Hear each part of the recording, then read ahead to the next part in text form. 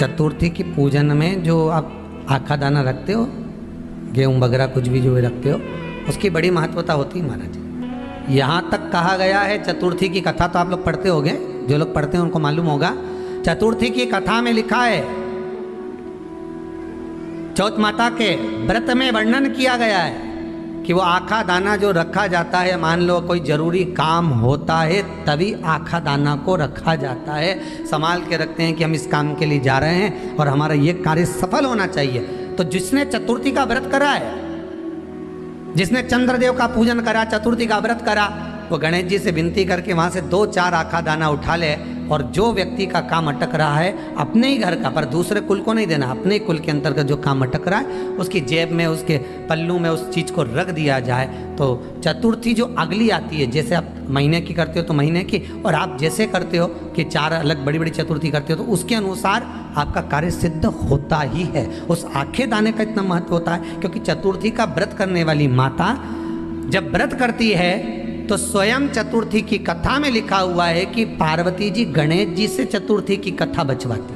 तो चतुर्थी की कथा जब होती है तो उसको स्वयं गणेश जी बाच रहे हैं। तो व्रत कौन सुन रही है? माता पार्वती। और आपने जो आखा दाना लिया वो गणेश जी के भाव से लिया, गणेश जी से निवेदन करके, विनय करके, प्रार्थना कर उसको प्राप्त किया। तो जिनकी यहाँ संपदा की कमी होती है, वैभव की कमी होती है, लक्ष्मी की कमी होती है, प्रतिष्ठा की कमी होती है, धन की कमी होती है, उसके लिए बुधवार के दिन अगर शंकर पर 1 लोटा पानी चढ़ाया जाता है तो जिन लड़कियों का विवाह नहीं हो रहा, जिन बच्चों का विवाह नहीं हो रहा, उन बच्चों के भी विवाह हो जाते हैं। हमारा वृद्धि से मतलब होता है जिस कन्या या वर का विवाह नहीं होता, 40 साल हो गए या 30 साल हो गए, या जब 28 के बाद में लड़का लड़की क्रॉस हो जाए कि 29 में, 30 में, 32 में, 34 में, 40 तक पहुंच गए और विवाह नहीं हो रहा है, तब बेलपत्री के जो पेड़ होता है, वृक्ष होता है, उस वृक्ष की जो डाली होती है, उस डाली के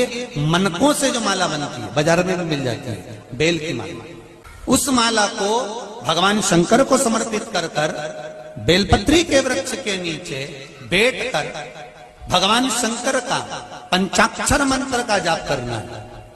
कौन सा मंत्र है? पंचाक्षर। पंचाक्षर मंत्र कल बताया था, नमः शिवाय।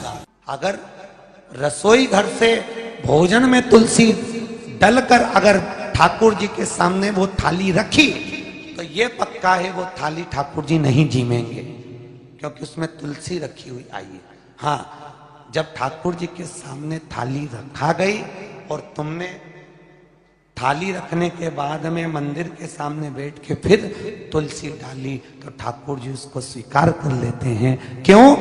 क्योंकि 33 करोड़ देवी देवता एक जगह पर विराजमान हैं। जब हम थाली रखते हैं, प्रथम देव उस भाग को ग्रहण कर ले। जब तक तुलसी डालते हैं, प्रथम देव अपनी दृष्टि हटा लेते हैं।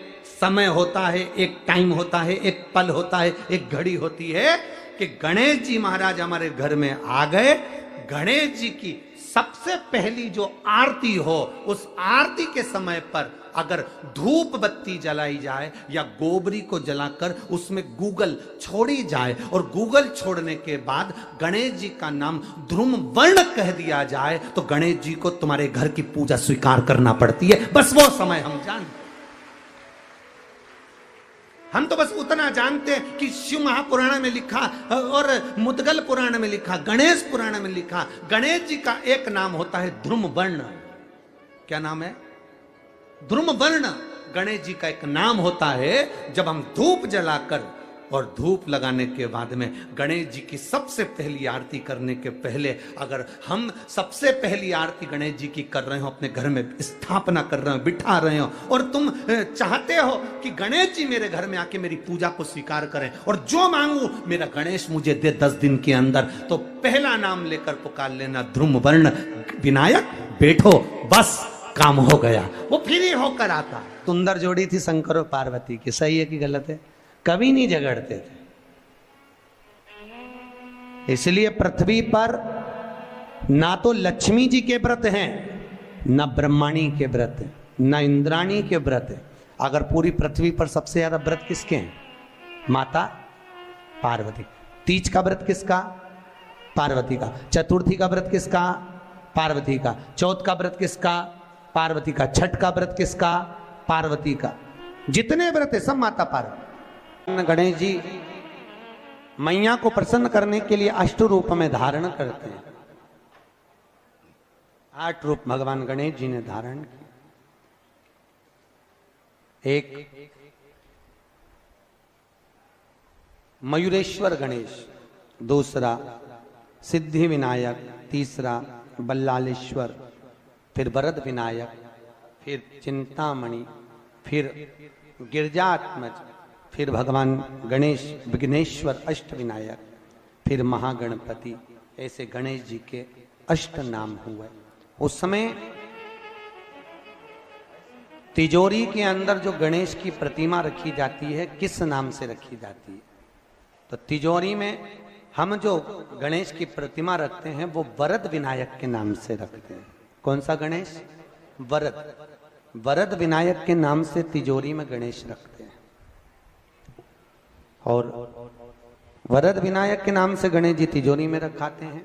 आपको कथा में कहा था घर में सीधी सूंड का गणेश और व्यापार व्यवसाय ऑफिस में उल्टी सूंड का गणेश होना चाहिए। वरद विनायक को तिजोरी में। जब मकान का गृह प्रवेश होता है तो गणेश जी की पूजन जो दरवाजे पर करी जाती है उसे सिद्धि विनायक गणेश कहते हैं। कौन सा गणेश? सिद्धि विनायक। जब हम घर में शुभ कार्य हो, बंदर बाल लगाएं, कोई दरवाजे पर शुभ लाभ लगाएं या स्वस्तिक बनाएं या माताएं दरवाजे पर रंगोली डाले तो उसी समय पर सिद्धि विनायक के नाम से रंगोली डालना चाहिए। तो घर में लक्ष्मी बढ़ती है, सिद्धता बढ़ती है। याद रखिए, कभी भी गणेश जी को, मिट्टी के गणेश जी लाते हो भादो महीने में, तो विसर्जन करो तो विसर्जन के समय पर 2 बिंदी, एक कंकु की एक हल्दी की, दीवार पर जरूर लगा देना चाहिए। क्यों? क्योंकि गणेश जी हमारे यहाँ आते हैं तो रिद्धि सिद्धि के साथ आते हैं, पर जब गणेश जी जाते हैं अगर हम बिंदी नहीं लगाते हैं तो गणेश जी अपनी रिद्धि सिद्धि को साथ में लेकर चले जाते हैं। पति के साथ पत्नी वापिस चली जाती है। जब हम बिंदी लगाते हैं तो उसका मतलब होता है कि हमारे घर की बहू हमारे घर में रहे, बेटा भले भ्रमण के लिए जाए। तो गणेश जी जाते हैं, रिद्धि सिद्धि घर में रह जाती है। इसलिए रिद्धि सिद्धि को घर में रखने के लिए 2 बिंदी लगाना चाहिए, एक कुंकू की, एक हल्दी। रिद्धि सिद्धि। गणेश जी की प्रियता है दुर्वा। क्या प्रियता है? दुर्वा। कितनी दुर्वा गणेश जी को समर्पित करी जाती है? मात्र 5। कितनी? आज के जमाने में लोग गट्ठा बनाकर चढ़ा दें, वो अपनी जगह पर। 5 दुर्वा पंचम इंद्रियों को वश में करने के लिए और भगवान के 5 जो स्वरूप हैं उनको अपने भीतर उतारने के लिए 5 दुर्वा। और दुर्वा में भी 3 गांठ।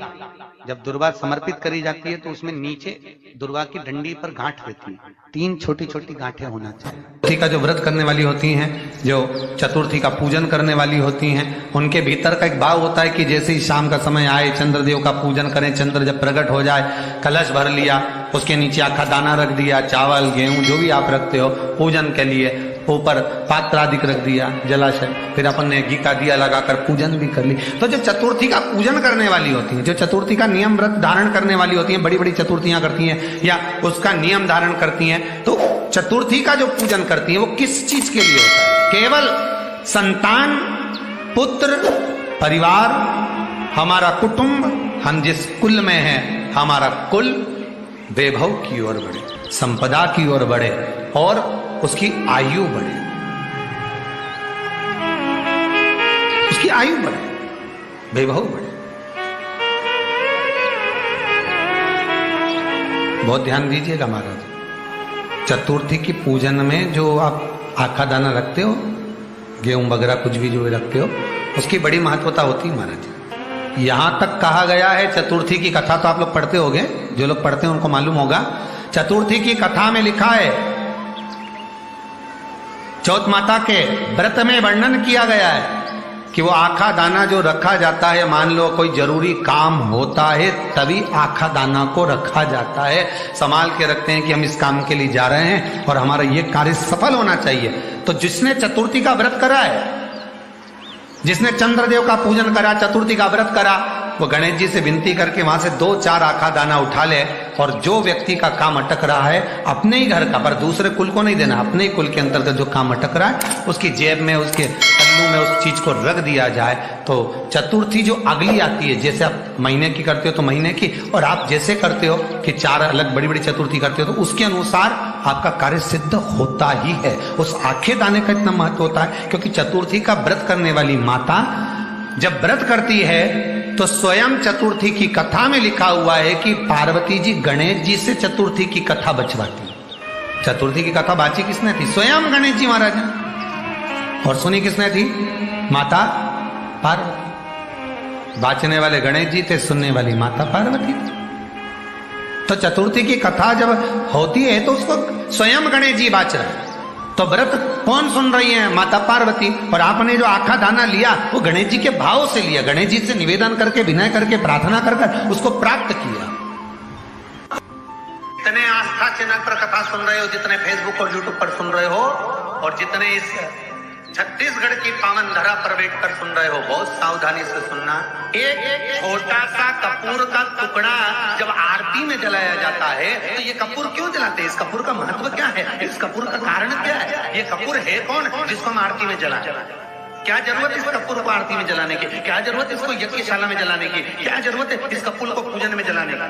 स्वयं गुरु बाबा कहते हैं यदि कोई आरती में, पूजन में, घर में एक कपूर का टुकड़ा आरती के बाद में जब समर्पित करेगा तो उसको अश्वमेध यज्ञ का पुण्य प्राप्त हो जाएगा। अश्वमेध यज्ञ के पुण्य को पाने के लिए कपूर का टुकड़ा आज भी आरती में जलाया जाए।